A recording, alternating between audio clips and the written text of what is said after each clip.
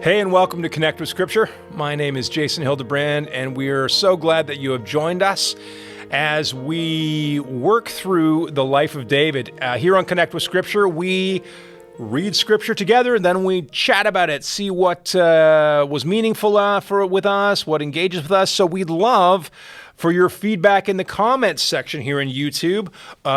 We also would love for you to connect with us on Instagram or Facebook, Jason Hildebrand Creative Arts. Or if you want to drop us a line, head over to our website, jasonhildebrandcreativearts.com.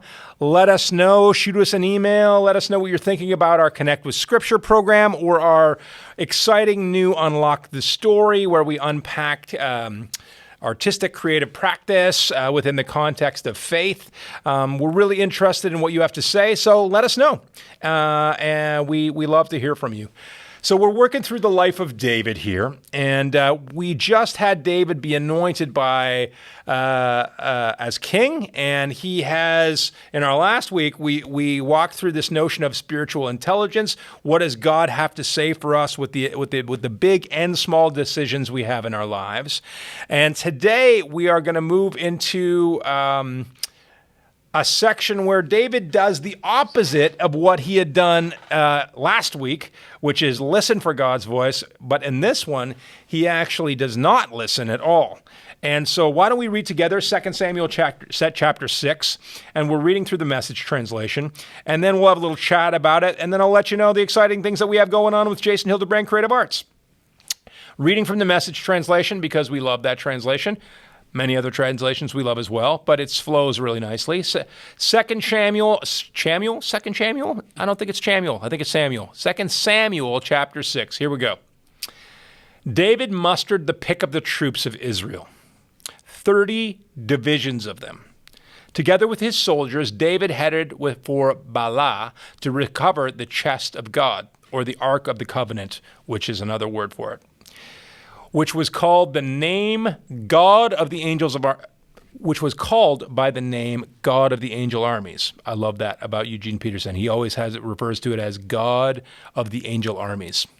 God of the angel armies, who was enthroned over the pair of angels on the chest. They placed the chest of God on a brand new ox cart and removed it from Abinadab's house on the hill. Uzzah and Ahio, Abinadab's sons, were driving the new cart loaded with the chest of God, Ahio in the lead and Uzzah alongside the chest. David and the entire whole company of Israel were in the parade, singing at the top of their lungs and playing mandolins, harps, tambourines, castanets, and cymbals. So they're having a party welcoming this ark back into the city. When they came to the threshing floor of Nacon, the oxen stumbled, so Uzzah reached out and grabbed the chest of God. God blazed in anger against Uzzah and struck him hard because he had profaned the chest. Uzzah died on the spot right alongside the chest. Can you imagine this massive party going on, and then all of a sudden, utter stillness and silence? Then David got angry because God's deadly outburst against Uzzah. That place is called Perez Uzzah, the explosion against Uzzah.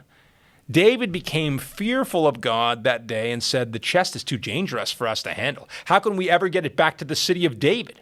And he refused to take the chest of God a step further. Instead, David removed it off the road and to the house of Obed-Edom the Gittite. The chest of God stayed at the house of Obed-Edom the Gittite for 3 months, and God prospered Obed-Edom and his entire household. Well, it was reported to King David that God had prospered Obed-Edom and his entire household because of the chest of God. So David thought, I'll get that blessing for myself, and went and brought up the chest of God from the house of Obed-Edom to the city of David, celebrating extravagantly all the way with frequent sacrifices of choice bulls. David ceremonially dressed in priest's linen, danced with great abandon before God. The whole country was with him as he accompanied the chest of God with shouts and trumpet blasts. But as the chest of God came into the city of David, Michal, Saul's daughter, you'll remember her from the beginning of this whole story, happened to be looking out the window, and when she saw King David, who was her husband, leaping and dancing before God, her heart filled with scorn. Well, they brought the chest of God and set it in the middle of the tent pavilion that David had pitched for it.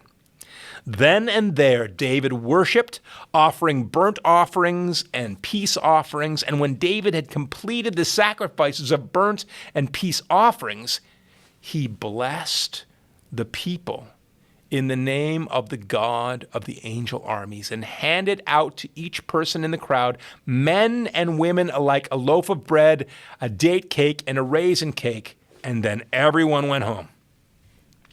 Well, David returned home to bless his family. Michal, Saul's daughter, came out to greet him. How wonderfully the king has distinguished himself today, exposing himself in the eyes of the servants' maids like some burlesque street dancer. David replied to Michal, "In God's presence, I'll dance all I want. He chose me over your father and the rest of your family and made me prince over God's people, over Israel. And oh yes, I'll dance to God's glory more recklessly even than this. And as far as I'm concerned, I'll gladly look like a fool. But among these maids you're so worried about, I'll be honored to the end." And Michal, Saul's daughter, was barren the rest of her life. Oh, this is a wild story. There's so much to unpack here. It's like weeks it would take to unpack all this stuff. I mean, the first thing first, where David's bringing this ark, the Ark of God, which is said to carry in the middle of the two angels on the top of the ark, is said to have carried God's presence.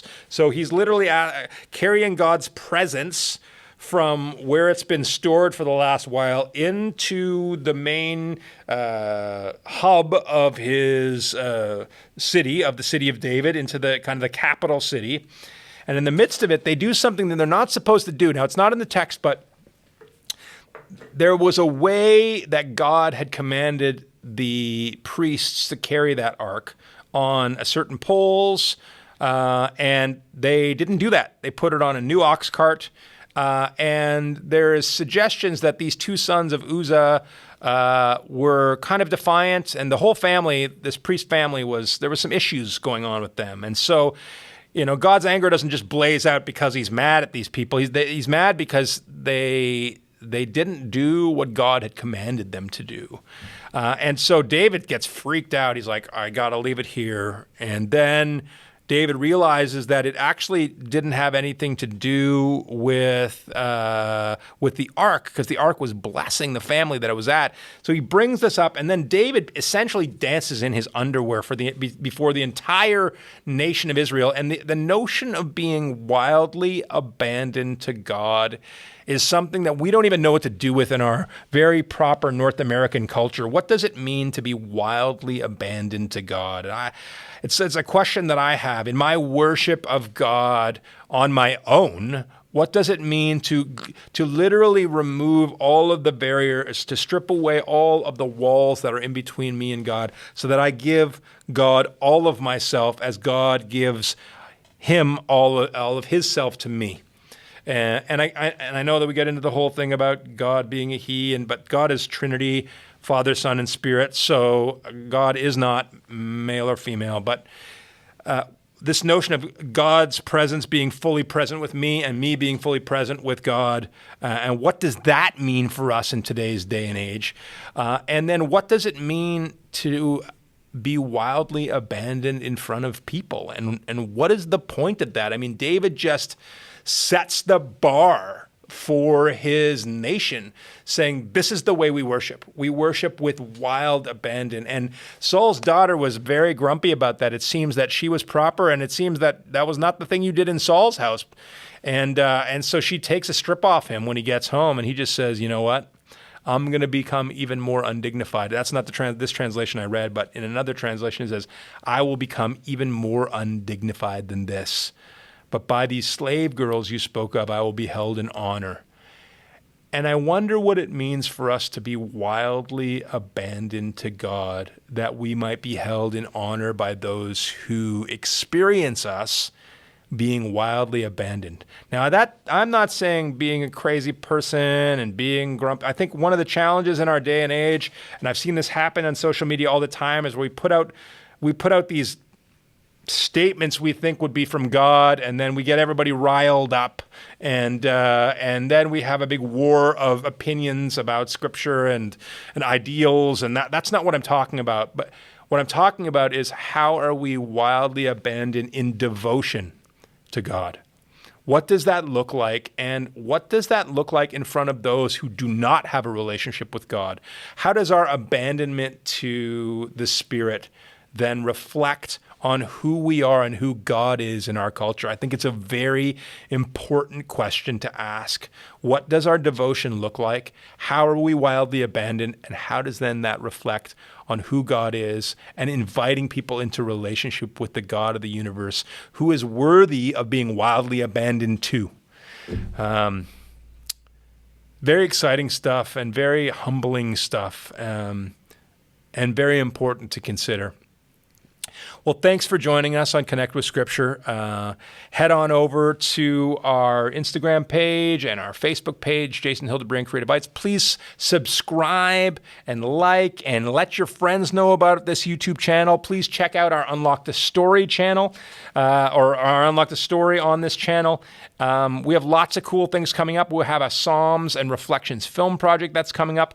If you would like to donate or become a patron of ours, a monthly patron or a one-time patron, head on over to our website, jasonhildebrandcreativearts.com.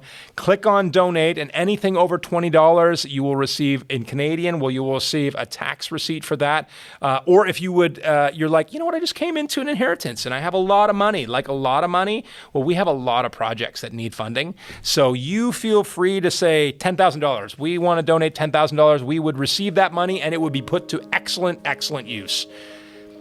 Thanks for joining us on Connect with Scripture, and we look forward to connecting with you next week. Have a great week. Bye for now.